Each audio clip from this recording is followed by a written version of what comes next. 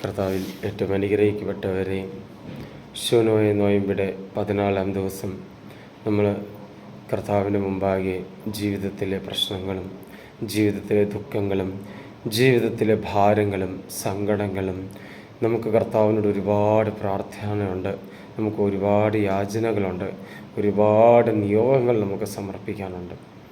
എന്നാൽ നമ്മൾ അറിയാതെ തന്നെ നമ്മുടെ കുറേ പ്രശ്നത്തിൽ കർത്താവായ യേശു മിശിഹ ഇടപെടും.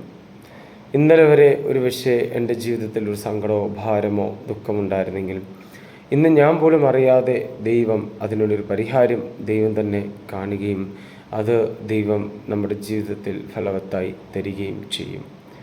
പ്രിയമുള്ളവരെ, ഇന്ന് ഈ ശൂനോയ നോയമ്പിൻ്റെ 14-ാം ദിവസം നമ്മൾ ഏറ്റെടുത്തിരിക്കുന്ന സുവിശേഷ ഭാഗം വിശുദ്ധ ലൂക്കോസ് എഴുതിയ സുവിശേഷം 1-ാം അധ്യായം 34-ാം വാക്യം. ഈ വാക്യത്തിൽ നമ്മൾ ഇപ്രകാരം കേൾക്കുന്നു: ഇതെങ്ങനെ സംഭവിക്കും? ഞാൻ പുരുഷനെ അറിയുന്നില്ലല്ലോ. മറിയം ദൂതനോട് പറഞ്ഞു, ഇതെങ്ങനെ സംഭവിക്കും? ഞാൻ പുരുഷനെ അറിയുന്നില്ലല്ലോ. പ്രിയമുള്ളവരെ, എന്നാൽ മറിയത്തിൻ്റെ ഒരു സംശയമായിരുന്നു, മറിയം എങ്ങനെയായിരിക്കും ഒരു കുഞ്ഞിനെ പ്രസവിക്കാൻ പോവുക? മറിയത്തിൻ്റെ ഏറ്റവും വലിയ സംശയമായിരുന്നു, ഇതെങ്ങനെ സംഭവിക്കും? ഞാൻ എന്ന വ്യക്തി അല്ലെങ്കിൽ മാതാവ് എന്ന നമ്മുടെ അമ്മ കല്യാണം കഴിച്ചിട്ടില്ല. പക്ഷെ എന്നാലും മാതാവ് ആ സമയത്ത് ദൂതനോട് ഇതെങ്ങനെ സംഭവിക്കും എന്ന് ചോദിച്ചിട്ടുണ്ടെങ്കിലും മാതാവിൻ്റെ ജീവിതത്തിൽ വിശ്വാസം മുഖേന എല്ലാ ചോദ്യത്തിനും ദൈവം കൃത്യസമയത്ത് മറുപടി നൽകുകയും അത് മാതാവിന് ഒരു ആശ്വാസവും ധൈര്യവും അത് മാതാവിൽ കൂടുതൽ ദൈവത്തോടുള്ള സ്നേഹം വർദ്ധിപ്പിച്ചിട്ടേ ഉള്ളൂ. ക്രിസ്ത്യാനികളായ നമ്മൾ ഓരോ വ്യക്തിയിലും നമ്മുടെ ജീവിതത്തിൽ പാപത്തിന് കുറവൊന്നുമില്ല. നമ്മൾ അറിഞ്ഞോ അറിയാതെ എല്ലാവരും പാപികളാണ്. ചില പാപങ്ങൾ നമ്മൾ ചെയ്യുമ്പോൾ അത് പൂർണ്ണ മനസ്സോടെ അല്ലെങ്കിൽ പൂർണ്ണമായി അത് നമ്മൾ മനസ്സിലാക്കുന്നുണ്ട്, അത് പാപമാണ്.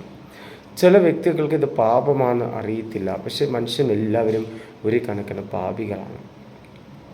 എന്നാൽ ഇവിടെ മറിയം ചോദിച്ച ഒരു ചോദ്യമുണ്ട്, ഇതെങ്ങനെ സംഭവിക്കും?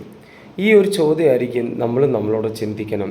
നമ്മളും നമ്മളോട് തന്നെ ഈ ഒരു ചോദ്യം ചോദിക്കണം. ഇത്തരം പാപത്തിൽ ജീവിച്ച നമ്മളെപ്പോലെ എല്ലാ വ്യക്തികളുടെ ജീവിതത്തിൽ വീണ്ടും വീണ്ടും ദൈവം അനുഗ്രഹം തരുന്നുണ്ട്.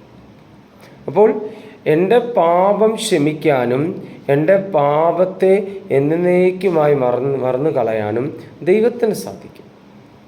അപ്പം ആ ദൈവത്തിൻ്റെ മുമ്പാകെ നമ്മൾ നമ്മുടെ ജീവിതം സമർപ്പിക്കുമ്പോൾ ദൈവമാണ് നമ്മളെ ഈ പാപത്തിൽ നിന്ന് മാറി കൃപയിൽ ജീവിക്കാൻ ഒരു ശക്തി നൽകുന്നത്. അതേ കൃപയിൽ ജീവിക്കുമ്പോൾ നമ്മൾ ഓരോ വ്യക്തികളും കർത്താവിലേക്ക് തിരിച്ചു നോക്കുമ്പോൾ നമുക്ക് ഏറ്റവും വലിയൊരു വിശ്വാസം, എൻ്റെ ദൈവം എന്നെ രക്ഷിച്ചിരിക്കുന്നു.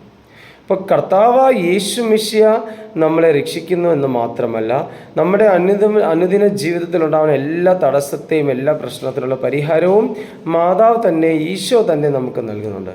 പക്ഷെ മാതാവ് മുഖേന, മാതാവിൻ്റെ മധ്യസ്ഥയാൽ ഈശോ നമുക്ക് അനുഗ്രഹം തരുന്നു. പ്രിയമുള്ളവരെ, നമ്മളെല്ലാവരും എപ്പോഴും ദൈവസന്നിധിയിൽ പ്രാർത്ഥനയിലായിരിക്കണം. മാതാവ് പ്രാർത്ഥിച്ചു, അവരുടെ എല്ലാ ചോദ്യത്തിന് ഉത്തരം കിട്ടി. നമ്മളും പ്രാർത്ഥിക്കണം. നമുക്കും ചോദ്യങ്ങളുണ്ട്. നമ്മൾ നമ്മുടെ വിശ്വാസത്തെ ചോദ്യം ചെയ്തിട്ടുണ്ട്. ദൈവം എല്ലാത്തിനും ഉത്തരം നൽകും. ഈ ശൂനോയ നോയമ്പിൻ്റെ 14 ദിവസം നമുക്കും വിശ്വസിക്കാം. ദൈവമാതാവിൻ്റെ മധ്യസ്ഥയിൽ കർത്താവായ യേശു മിശിഹ നമ്മുടെ ജീവിതത്തിൽ ഒരുപാട് അനുഗ്രഹങ്ങളും ഒരുപാട് കരുണയും നമുക്ക് തരും. നമുക്ക് പ്രാർത്ഥനയിലായിരിക്കാം. ദൈവം നമ്മളെ ധാരാളമായി അനുഗ്രഹിക്കട്ടെ. ആമീൻ.